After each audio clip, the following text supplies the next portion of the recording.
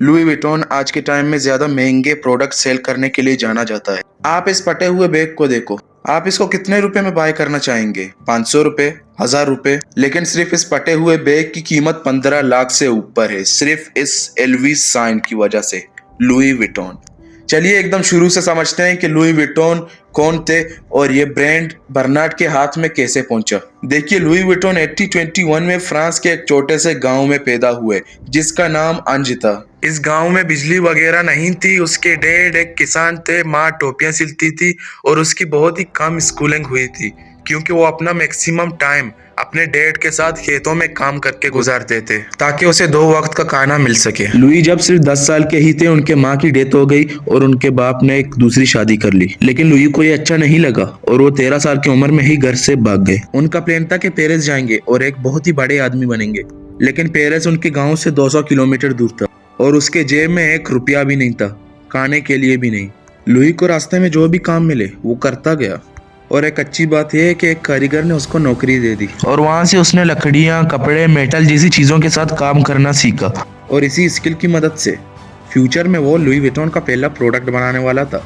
इसके बाद Louis Vuitton को एक बहुत ही बड़ी अपॉर्चुनिटी मिली। 1851 में एम्प्रेस ऑफ फ्रांस ने लुई विटॉन को अपने ट्रेवलिंग के लिए सूटकेस बनाने को कहा। ये लुई के लिए बहुत ही बड़ी बात थी कि उसे अमीर लोगों के साथ रॉयल्टी के साथ काम करने को मिला था। 33 की उम्र में मिस्टर लुई विटॉन ने शादी कर ली और पेरिस में उन्होंने एक दुकान खोली और उस दुकान को अपना ही नाम दे दिया, लुई विटॉन। उस वक्त को मार्केट में सिर्फ 2 ही चीजें चल रही थी जिसका लुई विटॉन को बहुत ही फायदा हुआ। पहले थी रेलवेज में तरक्की। इसका मतलब था अब ज्यादा लोग रेलवेज में ट्रेवल करेंगे और ट्रेवल के लिए लोग लुई विटॉन का सूट केस भी खरीदेंगे।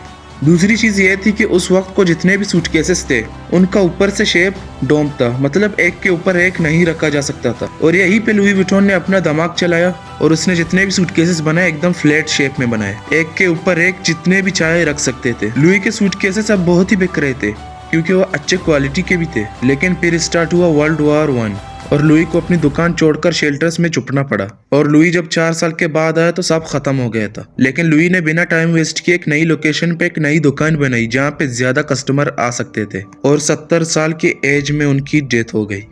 जी हाँ, लुई इस कंपनी को सिर्फ एक दुकान तक ही एक्सपेंड कर पाए थे। उसके बाद ये बिजनेस उनके बेटे जॉर्ज विटॉन के पास चला गया। लुई के एग्जिस्टिंग सूटकेस के अंदर जॉर्ज ने एक और चीज ऐड करी जो था एक अनब्रेकेबल लॉक, जिसकी वजह यह थी कि लोग ट्रेवल करने के लिए अपने कीमती सामान इन सूटकेसों में रख सकें और वो चीजें चोरों से सिक्योर हो। जॉर्ज ने एक और चीज नोट की कि कोको शनेल नाम की लड़की लग्जरी और नए ब्रांड्स ला रही थी, यानी परफ्यूम और हैंड बैग एक्सेट्रा। फिर जॉर्ज ने सोचा क्यों ना हम सूटकेसेस के साथ साथ हैंड बैग्स भी बनाएं। फिर नोई, स्पीडी के जैसे हैंड बैग्स एलवी ने तैयार किए और इसके बाद एलवी का साइन भी जॉर्ज विटॉन ने ही तैयार किया था। अगर आपको कोको शनेल का नाम सुना सुना लग रहा है तो ये शनेल ब्रांड की मालिकिन थी। इनकी भी एक बहुत ही अमेजिंग स्टोरी है, किसी और वीडियो में इनके बारे में बात करेंगे। Coming back to Louis 1936 में जॉर्ज विटॉन की भी डेथ हो गई और इसके बाद ये बिजनेस पास किया गया जॉर्ज विटॉन के बेटे गेस्टन विटॉन को।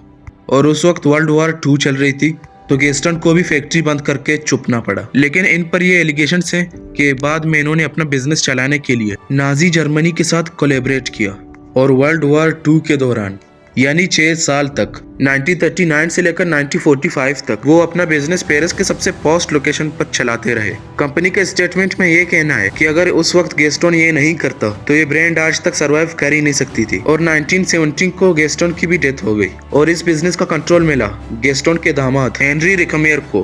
हेनरी विटॉन फैमिली से अलग थे लेकिन उन्हें पहले से बिजनेस का एक्सपीरियंस था, इसीलिए आते ही उन्होंने कंपनी को एक्सपेंड करना शुरू कर दिया। उन्होंने बहुत से कंट्री में इस बिजनेस को एक्सपेंड किया, इवन बहुत से रिटेल शॉप्स खोली और कंपनी का आईपीओ करवाया, यानी उस कंपनी को पब्लिक ले गई। और आईपीओ से जितने पैसे मिलते गए उसने कंपनी को और एक्सपेंड करना स्टार्ट कर दिया। कंपनी को और ज्यादा एक्सपेंड करने के लिए लुई विटॉन ने एक अल्कोहल लग्जरी कंपनी के साथ हाथ मिला लिया जिसका नाम हेंडर एनेसी था और ये ब्रांड एलवी से LVMH बन गया, यानी लुई विटॉन मोए हेनेसी। अब कंफ्यूजन की बात यह है कि ये ब्रांड तो 3 जनरेशंस की थी ना, तो बर्नार्ड आर्नोल्ट के हाथ ये कैसे लगी? ये ब्रांड उनके हाथ शराफत से नहीं लगी। तो चलिए जानते हैं कि ये ब्रांड उनके पास कैसे आई।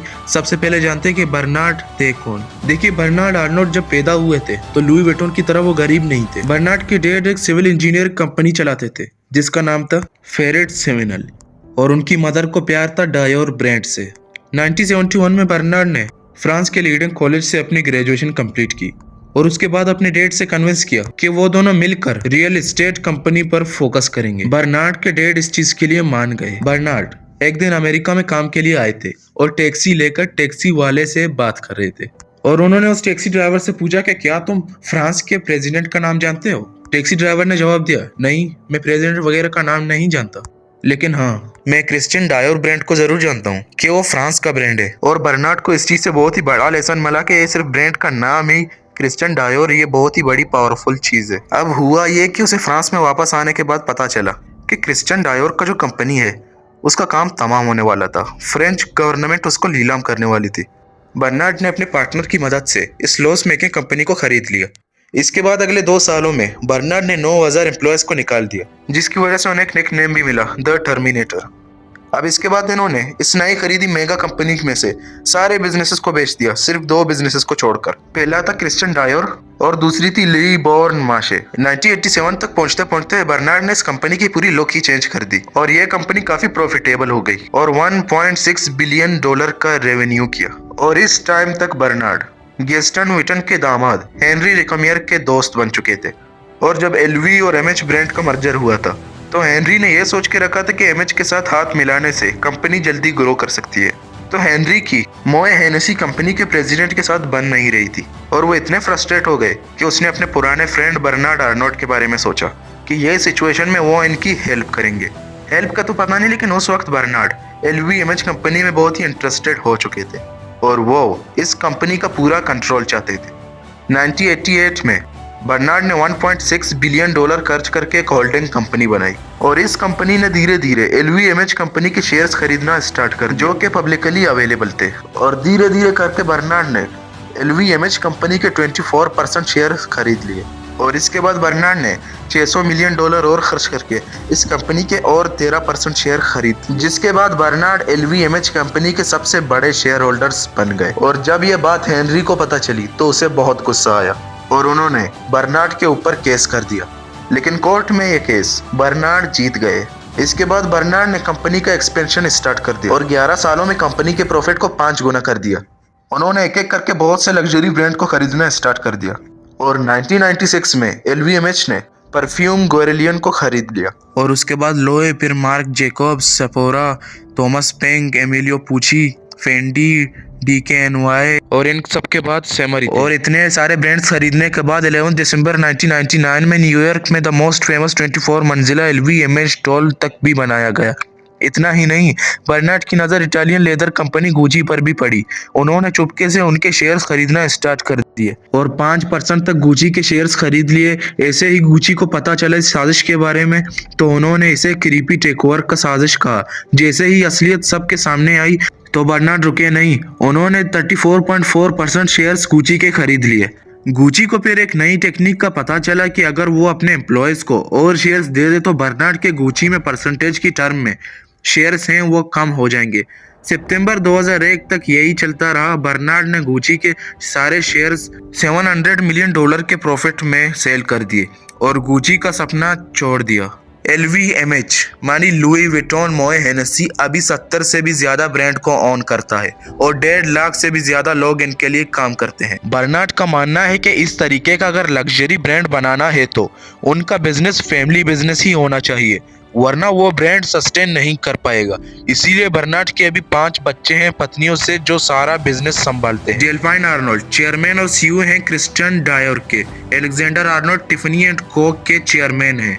एंटवाइन आर्नोल्ड CEO हैं क्रिश्चियन डायोर SC के। फ्रेडरिक आर्नोल्ड CEO हैं टैग हीवर के। जीन आर्नोल्ड डायरेक्टर हैं लुई विटॉन वॉच के। इन सब के बाद मुझे लगता है 4 जनरेशन लगे LV ब्रांड को खड़ा करने में। लुई विटॉन इस ब्रांड को सिर्फ एक शॉप तक खोल पाए, उनके बेटे जॉर्ज ने इसको थोड़ा सा एक्सपेंड किया, नए नए प्रोडक्ट्स लाए जैसे कि हैंड बैग्स एक्सेट्रा। फिर गेस्टन आए, उन्होंने थोड़ा और एक्सपेंड करना स्टार्ट किया और फिर फाइनली मेन एक्सपेंशन स्टार्ट हुआ हेनरी के टाइम जब उन्होंने इसे और कंट्रीज में एक्सपेंड करना शुरू किया। इसके बाद मैक्सिमम एक्सपेंशन बर्नार्ड ने किया और वो कि उन्होंने और भी कंपनीज को एक्वायर कर दिया। इतना ही नहीं, उनकी स्ट्रेटजी ये भी है कि वो मिडिल क्लास लोगों के लिए कम प्राइस में प्रोडक्ट्स लाना चाहते हैं, जैसे कि 500 से लेकर $600 तक। हाँ, ये कम ही है, 40 से 45 हजार। और ये इसीलिए कि मिडिल क्लास लोगों के मन में डिजायर क्रिएट किया जा सके। ओके, तो आज के लिए बस इतना ही। अगर आपको वीडियो पसंद आए तो लाइक किए बगैर मत जाना।